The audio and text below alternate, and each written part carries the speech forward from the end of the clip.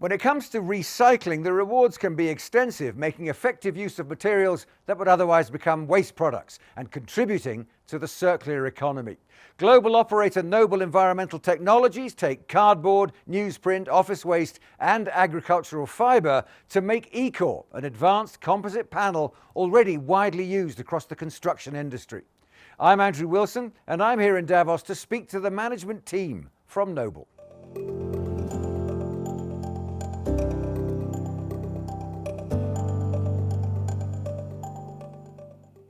Ken and Bob, great to talk to you. Thanks for joining us. First of all, give us an idea about Ecor Global, your footprint around the world and what it is you do. Our company is Noble Environmental Technologies. We're based in San Diego, California in the US. We have manufacturing in the country of Serbia. We are also in China and Holland, and we have sales really globally. We take fiber-based waste, we combine it with various material science solutions to produce a range of products that include building materials, furniture, packaging, consumer products, and print-based materials primarily. So this is absolutely the circular economy. Let's just take a look at the product. You've handed me some samples here. The first thing that strikes me is it's very strong. There must be a lot of applications for this kind of product. There are so many applications. And in fact, in the building industry, Ecor is used for walls and ceilings and floors and furniture, virtually everything you see here in the room.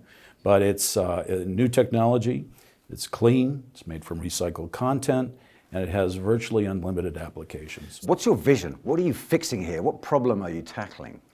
Well, if you look at what's going to happen in the world, we have to build 2.5 trillion square feet of floor space by 2060. That's equivalent of building every building in New York City every month for the next 40 years. So it makes a big difference as to whether or not we use single resource materials or materials that could be repeatedly reused with minimal environmental impact. And that is the essence of circularity or circular economics.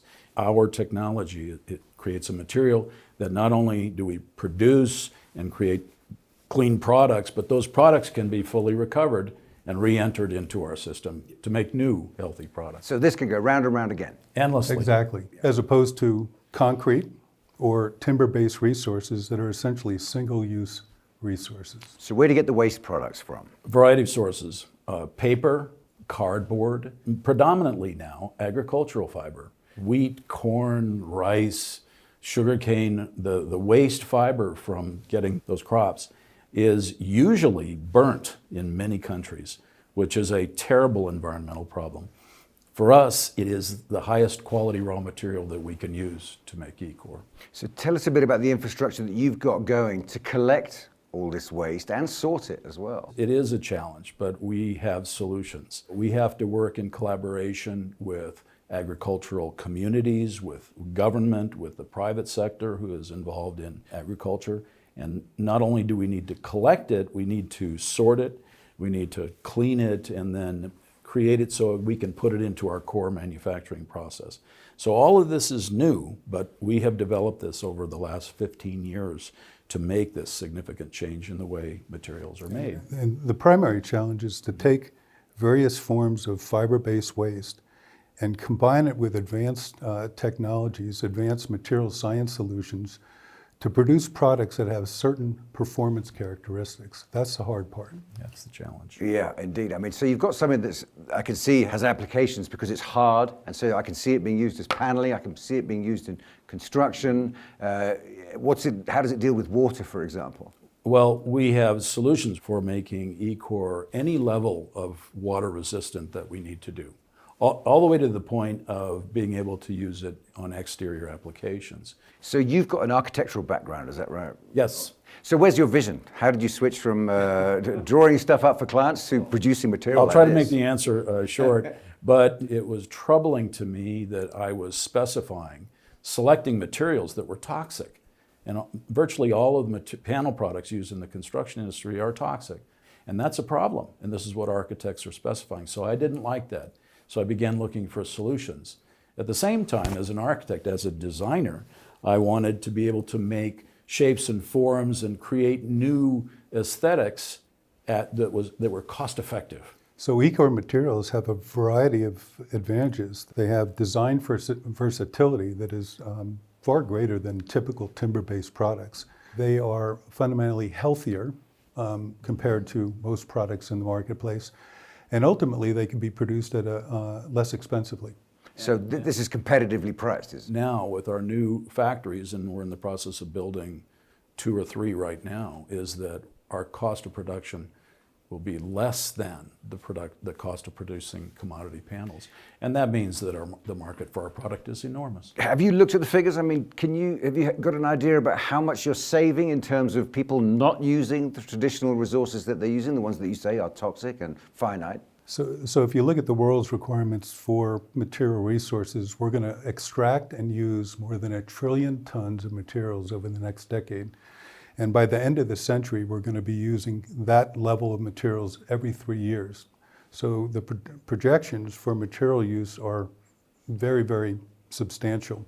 So it's important that we actually shift from single-use materials to materials that can be repeatedly reused. And in a building, that may mean whether it's ceiling tiles or wall panels or floor systems, Ecor materials ought to be used to replace conventional materials. What's your pickup so far? I mean, how likely am I to come across your materials already in buildings? Ecor is already in buildings, some in China, some in Europe. Holland is very receptive. In fact, the Dutch government, I would say, is a partner of ours. So there are installations there, some in the US, and increasingly in different parts of the world. But what you'll be seeing as we increase our production significantly over the next year or 2, you're going to be seeing Ecor everywhere. And Ecor everywhere is, in fact, our mission and our motto, but you'll be seeing it everywhere. Okay, finally, final thought then, gentlemen. That's your mission. What's your vision? How would you like to sit back and feel good about what happens in 10 years' time? Well, as an architect, I studied and developed manufactured building systems for low-cost housing globally. This became a passion of mine when I was quite young, especially after the earthquake in Turkey in August of 1999. I went there, and so that's become sort of a central passion of mine. So my vision is that we have Ecor everywhere, and mostly in housing and shelter for people who need it. So that is, we are currently engaged in producing designs that will solve those problems. So we have an opportunity to use advanced material technologies that we're developing to produce products that have superior characteristics. And we're principally interested in the construction and building industry and in building housing worldwide. I've worked extensively in India, for instance, where they need 60 million homes. And if you look around the world, the requirement for low-cost, effective housing is very substantial. Kent, Bob, absolute pleasure. Thanks for joining us. It was a pleasure. Thank you. Thank you. Appreciate it.